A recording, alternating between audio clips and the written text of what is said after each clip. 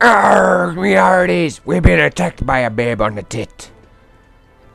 Oh, he made 2 attempts at me castle loot, but snag you Paul, you didn't get through either time. The first one was quite the short epic soldier. Hey, what's up? It's Sweetheart Kurtis here, playing a bit more of the Mighty Quest for epic loot. We got my new castle here since my last video, and got this level 13 archer coming through it. Now, I've made traps quite effective in my castle now. When I last put a video up, I only had like basic ones available, but now I've got traps that I can actually use to do a lot more damage. See, what I've done here is I've put some smelly soldiers up front, so I could push the player back and across the traps, and even when he comes back he's got my rotating cannon to deal with, but unfortunately he doesn't go that way this time. And see, I got more up here, and what he doesn't know, but I've got a Pete Poundmore around the corner, level 2, and see, that's done a lot of damage to him. And of course, when you've got a Pete Poundmore or a troll up against an archer or even a mage, you're going to want to have that charging ability, because it ignores all stun damage when you use it. So it's very effective at closing the range and doing the most damage you can, or at least pushing the player back and distracting him. See, I just take him out straight there, and then we go on to the next attack, which he tried, and you'll see that the traps that I've put down are actually pretty effective. I mean, they did about 300 damage that time. He's probably got about, at level 13, he's probably got about 1200, 1300 health.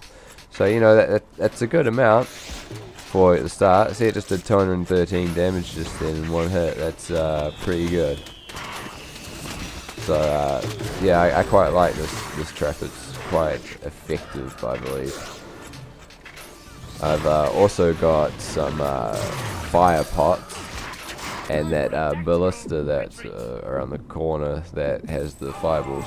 They're quite helpful when you've got like a group of bag of bones swarming the player, and you know, they have to stand in one place to take them out. So you know, that's quite easily can do that. And see there, he obviously forgot about my Pete Poundmore. Got 400 damage on those traps. And also the fire traps I got later on, they do quite a lot of damage as well.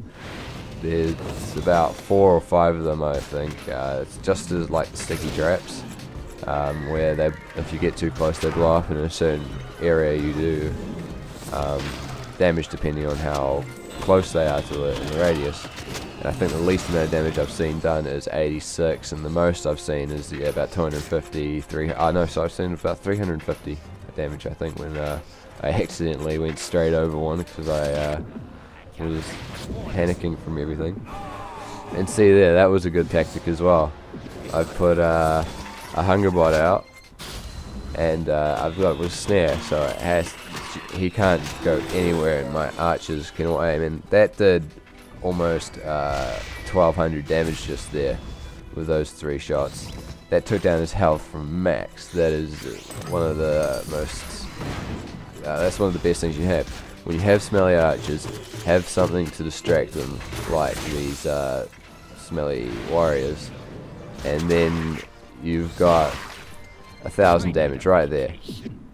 That's it's just such a good tactic for mages, for archers. There's a new character coming out soon. I read something about it being called the Runaway, so I don't know really exactly what it's going to be, but and how that's going to play. But I've made my castle for archers and mages, because that's generally what I'm seeing to come through most of the time. See, he just dodged 2 of my firebomb traps there, and yeah, so I've kind of made it so it's anti-archer and anti-mage, because that's what most people seem to be. I mean, there are a few knights that come through, but yeah, I generally do pretty well against those anyway. So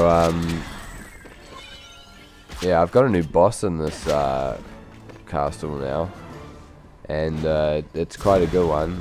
You'll probably see it. It's you need a rank 8 summoning portal for it, and it's called the Raptor. So we'll see that coming up shortly, because you know, this guy needs to respawn a few more times. It's a damn shame that he used up all his potions early. He needs to upgrade his potions lab, because that's where you get better health potions from. And it's not so important that you upgrade your potions lab early, but you definitely need to get at least level 3 by the time you hit level 9, because it just gets too hard. It's just not worth it. I mean, it costs 1,125 to buy 5 of them, but that could be the difference between defeating 3 different castles and getting another 3 grand loot. Because up to the level where I am, I can find people where I'm getting like 2,000 life force off them and 2,000 gold, so it's quite handy. Having a lot, spending that lot of money for big potions. So yeah, it's not important, but it is something that you generally do or will need at some point. And you can see I've got a Jumbo level 1 only in here. They're quite effective, because he's just a tank of the Smelly Warrior, really, just like the Zeki is the tank of the Smelly Archer.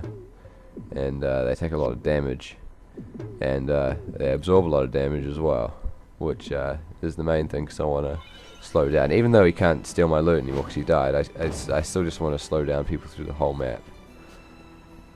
And see, look at that, all that damage for that firebomb. And then I've got my Raptor right there.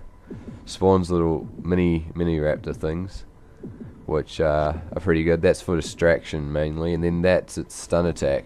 So that's pretty much the reason I've chosen it over Count Snottingham, Firesley. I defeated Durr, and I can unlock him now.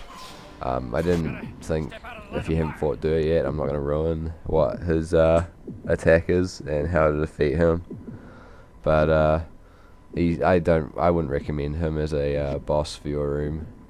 I definitely say the Raptor is better. I mean, it does take time to spawn those little minions, but in the end it's helpful, because it gives the player something else to aim its damage towards. So you know, any sort of advance you can get on them is good, and it's, you know, wasting time on the player as well. And there we go, he gets killed by a fire trap. It's they're quite handy. They do high damage. But yeah, I find the Raptors a very good time waster for our players. It's very fast. It tanks a lot of damage. I don't know what level 2 is going to do to it. I can't unlock that for quite a while, because I only just got that in general. But yeah, looks like that's the end of this. There'll be an open beta for this on the 25th of February, and then in March it becomes an open beta, but I don't know how long that's going to be for. It'll probably be for maybe like 2 weeks, 3 weeks, and if that. I mean, they have had pretty short mini open betas, but now they might be thinking of actually releasing the game soon, and it's going to be free to play, so that's a bonus. There are microtransactions at the moment, but that's only for if you want to be a 00 sponsor and be recognized as a contributor towards the game, which I have done. But you know, you don't have to feel obliged to do that. The time is closing for that soon. I don't know when that's closing, and last time I saw it was 33% off on Steam. So that's all I had to say. This is a great game. You should definitely pick it up when it becomes free on Steam later this year. See ya.